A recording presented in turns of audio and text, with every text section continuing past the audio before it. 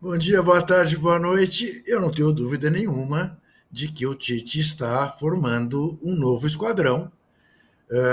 O Flamengo sobra no Rio de Janeiro, sobrará no Campeonato Brasileiro menos, porque terá concorrentes quase à altura do seu elenco. Mas não tenho a menor dúvida. Mas sobram talentos no Flamengo e aquele segundo gol dá a medida.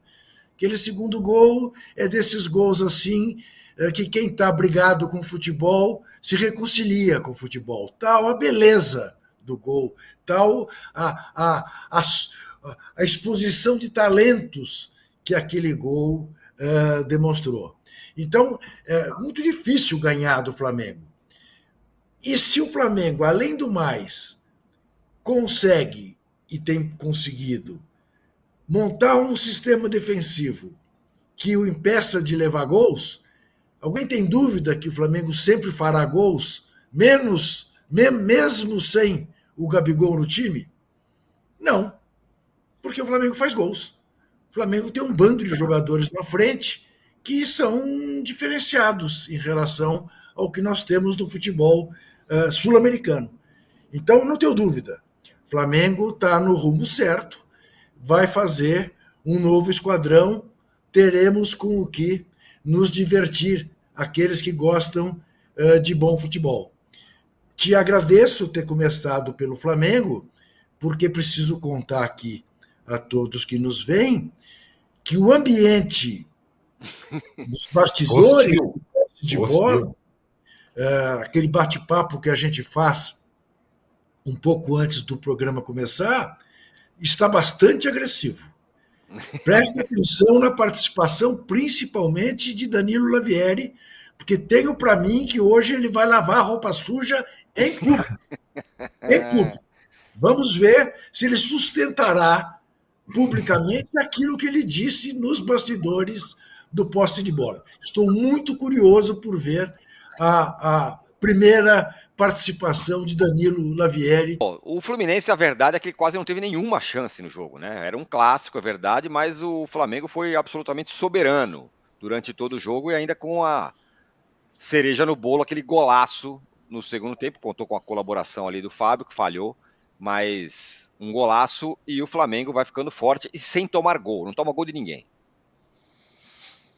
E tem disparado o melhor ataque, né? Tem a média de 2 gols por jogo e não é melhor o ataque, certamente porque 2 partidas foram com um time sub-23, um time cheio de garotos, que foi o único time que tomou gol, né?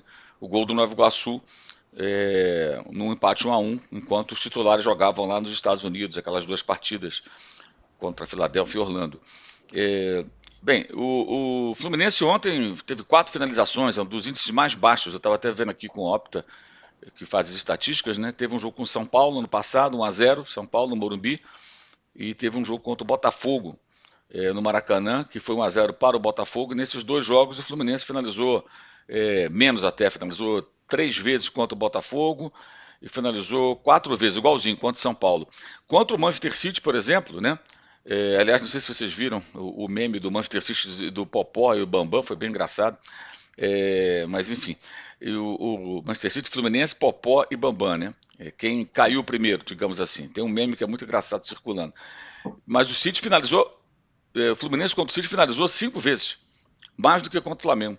E ontem, eu acho que essa postura defensiva mais eficiente, bem mais sólida do time do Tite, em relação ao que foi o Flamengo do ano passado, que era um time que tomava goleadas até, vergonhosamente, isso ficou mais claro, porque se você olhar o jogo contra o Vasco, o Flamengo não tomou gol, mas o Vasco teve chances claras. O Léo Pereira salvou 2 bolas e estava entrando.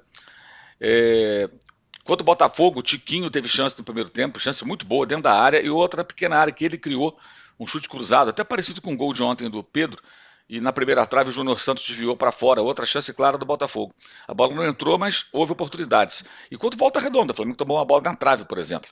Mas ontem não, o Fluminense teve 2 chutes no gol, na direção certa. Um do Arias, uma falta no primeiro tempo, e um do Alexander no segundo, chute cruzado, que o Rossi defendeu em 2 tempos. Nenhum deles provocou uma defesa extraordinária, nenhuma chance claríssima de gol foi criada pelo Fluminense, não aconteceu nada. O Diniz foi muito mal, acho, durante o jogo. Ele foi pensando no jogo contra o Del Valle, mas o time virou um Frankenstein. Foi mexendo ali de uma forma meio translocada. Mudou no intervalo boa parte da sua linha defensiva. E o Flamengo se impôs de uma maneira bem convincente. Claro que tudo isso faz parte de um processo. É um time que está sendo todo remontado. O time de ontem, por exemplo, tinha apenas um remanescente de 2019 como titular, o Arrascaeta. Todos os demais jogadores chegaram ao Flamengo depois de 2019, o que é bem simbólico.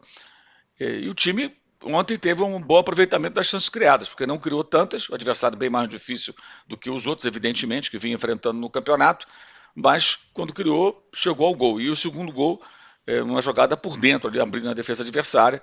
É claro que tem a colaboração do Fábio, mas a jogada foi de fato uma jogada muito bonita, que começa com o De La Cruz, que jogando mais à vontade, não tão preso à faixa direita do campo, como ficou quando tinha Gerson no time.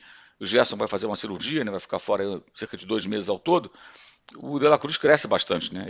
Ele vai buscar a bola lá atrás, no meio de 3 adversários, ele encontra ali a maneira de escapar, dá sequência à jogada, Arrascaeta, Pedro, Cebolinha e o gol. E o Cebolinha nessa altura jogava pela direita, né? Porque já tinha saído o Luiz Araújo, e o Bruno Henrique entrou na esquerda e o Tite jogou o Cebolinha para a direita. O que também é meio que uma novidade, porque geralmente ele tinha feito o quê? Quando saiu o Luiz Araújo, entrava o Bruno Henrique, o Bruno ia para a ponta direita, o Cebolinha ficava ali na esquerda, era preservado, digamos assim. Isso não aconteceu. Foi uma vitória importante. Flamengo do Tite, se não houver nenhum tipo de interferência maluca, como no ano passado, quando o time com o São Paulo teve uma série invicta e estava crescendo, venceu o Grêmio em Porto Alegre com muita autoridade, 2-0, ganhou do Atlético em Belo Horizonte 2-1, e aí o preparador físico do São Paulo dá um soco na cara do Pedro, ali mudou o curso da história, né? O ano era para ser muito diferente, creio eu, não fosse aquele episódio. Se não acontecer nada maluco, como costuma acontecer no Flamengo, né? O Flamengo tem isso, tem jogador que sai na porrada no treino, tem o dirigente que morde a virilha do torcedor, acontecem umas coisas assim que não tem explicação. Se não ocorrer nada de tão excêntrico, digamos assim, para dizer o mínimo, a tendência é o Flamengo ter um time muito competitivo esse ano inteiro. Porque o Tite vai, evidentemente, vai ajustando a equipe e como são os times dele, são times que tomam poucos gols, o Juca definiu bem, do meio para frente os jogadores têm, além do time ter condições de produzir, como mostrou, até pelos valores individuais, o time vai criar chance, a chance de não fazer um gol no jogo é pequena, e como não está sofrendo gol, é matemático, né? A tendência é ter muitas vitórias e competir fortemente em todas as frentes. O Arnaldo, claro que dá para entender porque é o Diniz, mas o Fluminense tem um jogo importante quinta-feira aí, a Recopa, jogo de volta tal. E ontem ficou meio barro, meio tijolo, né? Não jogou com o time totalmente titular, porque tinha caras que não podia jogar, o time estava meio cansado, mas também não jogou com reserva. E aí perde o jogo, cansa mais os jogadores e quinta-feira, tudo bem que é só quinta-feira, ficou meio no meio do caminho e foi uma presa bem fácil, né? Não incomodou. Eu acho que a estratégia do Diniz, ela começou errada na altitude de Quito, colocando a maioria dos veteranos para começar jogando. Aí, talvez, pensando na semana, o jogo do Flamengo seria o jogo mais talhado para Felipe Melo, Marcelo, Ganso, não o jogo da altitude de Quito. Enfim, Diniz faz as suas escolhas e preferências. E acho que o Fluminense não vai ter facilidade na quinta-feira, tem boas chances ainda de ganhar essa competição, mas aquela coisa, né, Tironi, o campeonato nessa situação estadual, o cruzamento, eu ainda acho que, pelo andar da carruagem, favorece o Fluminense. Por mais que o Nova Iguaçu seja a surpresa, jogar contra o Nova Iguaçu numa semifinal é melhor que jogar com o Vasco. Para o Fluminense, nessa situação, nessa questão. E é isso que está se encaminhando, né? O Nova Iguaçu ganhou da Portuguesa no fim, 2-1. Senão estaria invertida a posição dele com a posição do Vasco. Agora, faltando uma rodada, provavelmente teremos Flamengo e Vasco, Fluminense e Nova Iguaçu no estadual. Então, não acho que para o Fluminense seja tão ruim esse cruzamento assim. Quem sabe aí se preparando de uma outra forma para uma eventual final de novo contra o Flamengo. Se as coisas caminharem como, digamos, a lógica está indicando. E em relação ao Flamengo, eu sempre achei o mérito da estratégia ou da solidez defensiva de uma equipe igual ao mérito da artilharia de não sei quantos gols por jogo. E isso o Flamengo vai construir. E essa é uma. Desta forma, construindo a equipe da defesa para o ataque, você consegue ver progressos talvez mais lentos, mas mais sólidos. É o mesmo processo que o Palmeiras fez com o Abel. E a gente está vendo. Eu li a sua coluna, viu, Tirone? Muito, e a gente está vendo nessa temporada 2024 Palmeiras e Flamengo, sempre os favoritos, indo devagar e sempre, com mais solidez do que os seus adversários todos. Isso eu estou fazendo um recorte nacional no momento em que não temos confrontos nacionais. Mas o início da temporada do Flamengo e do Palmeiras, sem grande alarde, o Palmeiras inclusive perdeu a Supercopa para o São Paulo, ele dá um sinal de consistência para o ano todo, quando a coisa começar de fato a valer. Os campeonatos mais importantes estiverem aí no front. Eu acho que é diferente do início do São Paulo mesmo, diferente do início do Fluminense, diferente do início do Atlético Mineiro, diferente do início do Grêmio e do Inter. Então o Flamengo, agora com um técnico e com uma comissão técnica, digamos, mais estável, digamos que repete um pouco do que foi o Palmeiras nesses últimos tempos. Defesa, melhor ataque, não ganha, não perde de ninguém. Ah, mas tá jogando só estadual. Claro, daqui a pouco vai ter confrontos mais fortes, mas vai meio ganhando corpo nesse período, tratando o estadual como a pré-temporada. Pois é, bom dia, boa tarde, boa noite a todos. Depois eu falo sobre as polêmicas do vestiário aqui, vamos falar do Flamengo primeiro. O Flamengo, de fato, né, tem a marca do Tite começando a ser colocada, e a gente por muito tempo viu o Tite, às vezes até ser criticado por isso, que é o tal do equilíbrio, né? Ele sempre gosta muito dessa questão, na seleção ele foi criticado por isso, no Corinthians virou hepatite e por aí vai. Mas é a filosofia que ele coloca de um time que primeiro pensa em se defender, que pensa em não tomar gol, e depois ele consegue construir uma forma equilibrada de atacar sem se expor tanto. Então você vê jogadores como Cebolinha, como Luiz Araújo, participando bastante também da fase defensiva. Isso em alguns momentos foi um problema. Então a minha curiosidade para daqui para frente, especialmente ali na frente na Copa do Brasil, na Libertadores, quando tivermos mata-mata e tal, que no mata-mata às vezes esse tipo de situação, esse jogo equilibrado vira um perigo, né? Aí eu quero saber como vai ser essa relação, porque a gente sabe que a torcida do Flamengo gosta muito do show, gosta do jogo com gols e tudo mais, e o Tite tem essa marca do equilíbrio. E aquele golaço que a gente viu, que como vocês todos já falaram, teve a colaboração gigantesca do Fábio, é aquilo ali que o flamenguista quer ver, aquilo ali que quem gosta do futebol quer ver de uma maneira geral, mas não é toda hora que vai acontecer.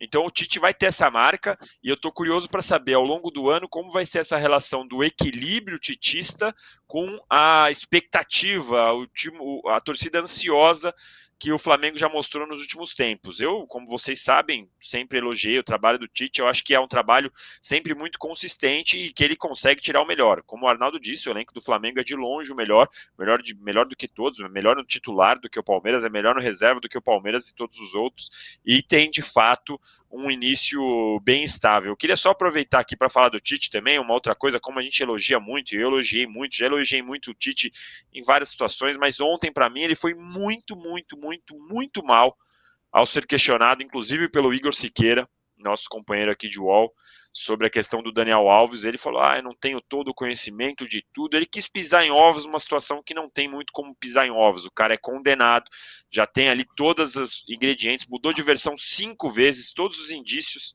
de que, de fato, ele foi culpado, e a justiça espanhola concordou com isso e colocou o Daniel Alves por 4 anos e meio na cadeia, sem contar que poderia ter sido mais se não fosse o Neymar desembolsando a quantia ali perto de 1 milhão que desembolsou para salvar o Daniel Alves. O Tite quis contemporizar uma situação que não deveria, ficou muito ruim, e para mim ele levantou uma lebre perigosa ao falar, vocês lembram quando eu fui questionado sobre o Neymar?